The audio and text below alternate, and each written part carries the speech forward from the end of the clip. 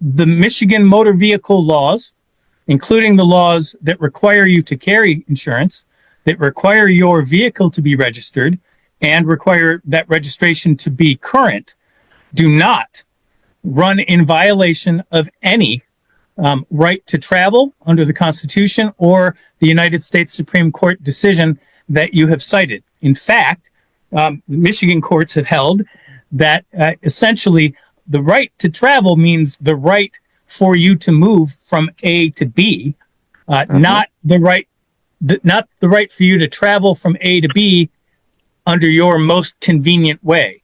So you could walk from point A to B all you wanted. You could take a taxi or an Uber or a plane or a train or a bus. But if you wish to travel by using a motor vehicle, the Michigan laws are applicable and don't unconstitutionally interfere with the right to travel. It doesn't convert. Yeah, I am operating my automobile, not a motor vehicle. My right to freely travel unencumbered and unfettered. I've listened very carefully to the evidence. I do find that it's more likely than not going to assess the $125 on the no proof of insurance case and the $110 on the expired plates case. Okay, good afternoon. My name is David Heiss. I'm an attorney magistrate. We are scheduled for an informal hearing in two different cases that arise out of one citation. And those two cases are both entitled The People of the City of Battle Creek versus Roosevelt LaShawn Williams. Is that your name, sir? That is my name. Basically, what happens is you were issued one citation. It had two violations listed on it. So it became two different cases, one with an A and one with a B at the end. But we have one informal hearing scheduled for both of those cases because they both arise out of the same transaction, so to speak. And I guess, Officer Kellums, is there anything before I begin? No, sir. All right. Mr. Williams, you're here because you were issued a citation. And in each of those two cases, so for each of those violations, you have three possible responses to the citation. You can first admit responsibility, be assessed the fines and costs, and be done with it. You could, as a second option, admit responsibility with an explanation, hoping that the explanation would cause the court to decrease the fines and costs a little bit. Or you can deny responsibility and have your hearing. It's my understanding that as to both cases, you wished to deny responsibility. Is that correct? That is correct. Okay. Well, here's how the hearing works. First of all, I guess I should read the citation. In the case ending with the letter A, it's alleged that back on November 19th of 2024, you were over at Fountain Street near Meacham Avenue in the city of Battle Creek, and you were issued a citation for not being able to provide a proof of insurance. This is a civil infraction. If you were found responsible, all other things being equal, the court would assess $125 fines, costs, and fees. It is a 0-point ticket. And in the second case that ends with the letter B, that same date, time, and place, you were issued a citation for having an expired registration plate. That is also a civil infraction. It is also a 0-point civil infraction. If you were found responsible, all other things being equal, the court would assess $110 fines, costs, and fees. So first question, is that the ticket or the two cases that you thought you were appearing about, Mr. Williams? It is. Okay. And same question to you, Officer Kellums? Yes, sir. Very good. In every civil case, the plaintiff has the burden of proof. And in a case like this, that burden of proof is called by a preponderance of evidence. Only question I have is, will the laws of the U.S. Supreme Court be applicable? And the federal statutes and definitions of motor vehicle and automobile be applicable in this proceeding? They are the state of Michigan laws that will be applicable. Okay. The other question is, are you already not bound by U.S. Supreme Court rulings? Every court is bound by relevant Supreme Court rulings. Okay. All right. I'm not sure why you're asking that, but that's okay. All right. So if you would both raise your right hands. Very good. All right. Officer Kellums, if you would begin, please. So on November 19th, 2024, I was on patrol for the Battle Creek Police Department when I observed the vehicle that Mr. Roosevelt was driving. I observed that it had expired tags on the vehicle. I then conducted a traffic stop on Fountain Street near Meacham Ave.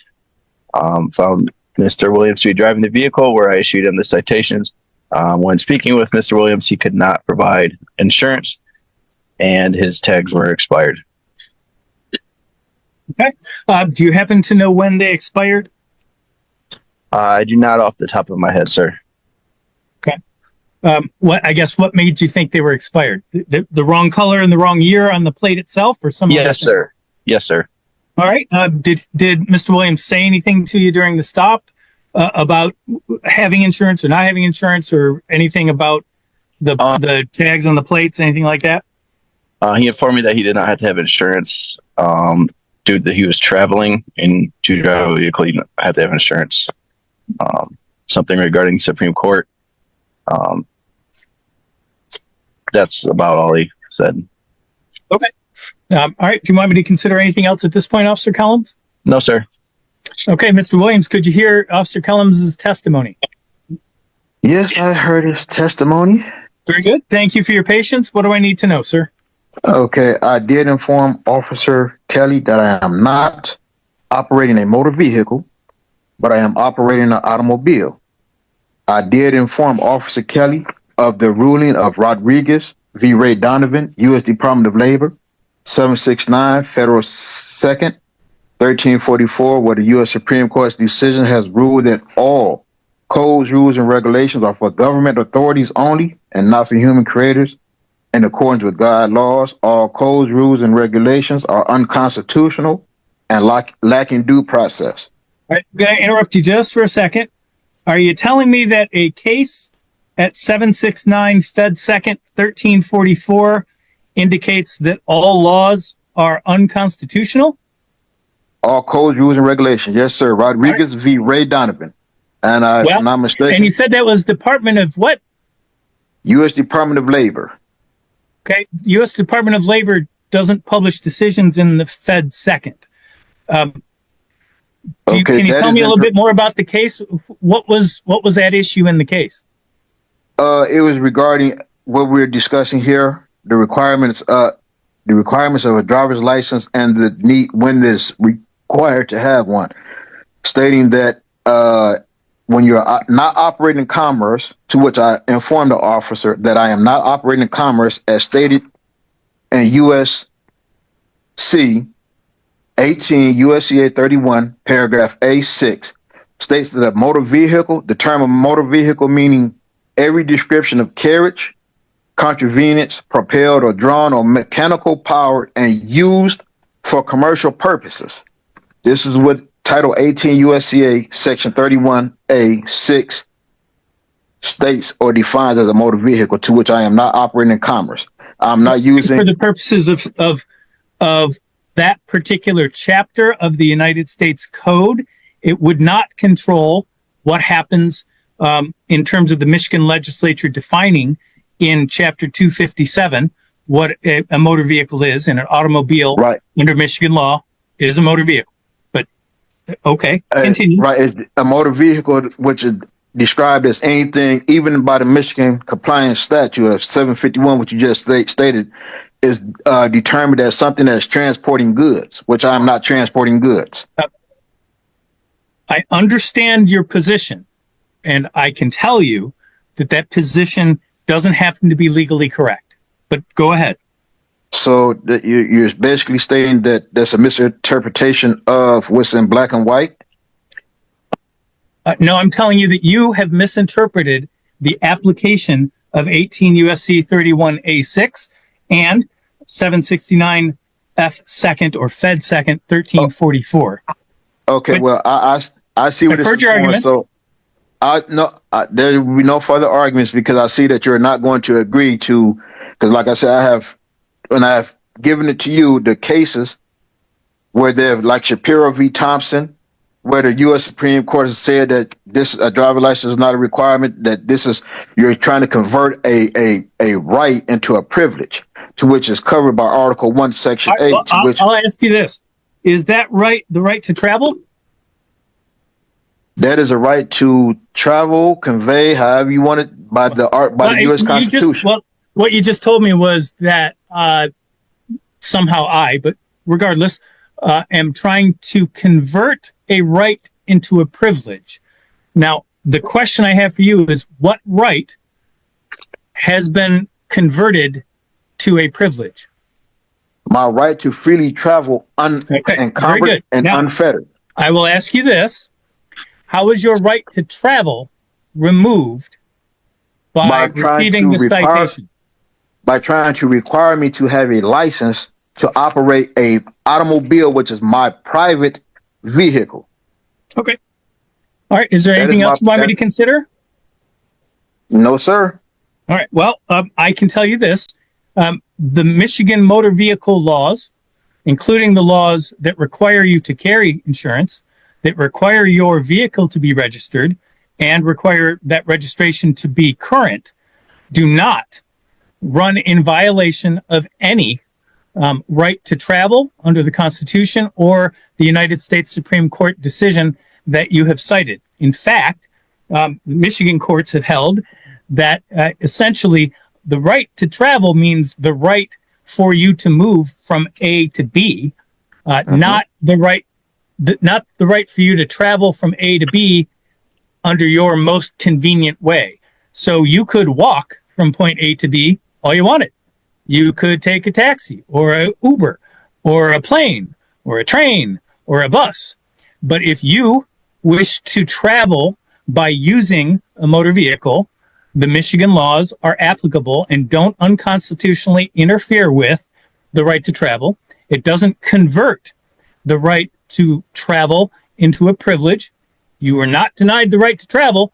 You may be denied the privilege of traveling via a motor vehicle that you are operating. So, okay, so that is what the law says, and that's what I'm finding. Is there anything else you want me to consider about that finding? Shuttleworth v. Birmingham, U.S. 147. Do you mind telling me what the U.S. Supreme Court ruled in that? U.S. 147 doesn't give me the site of a case.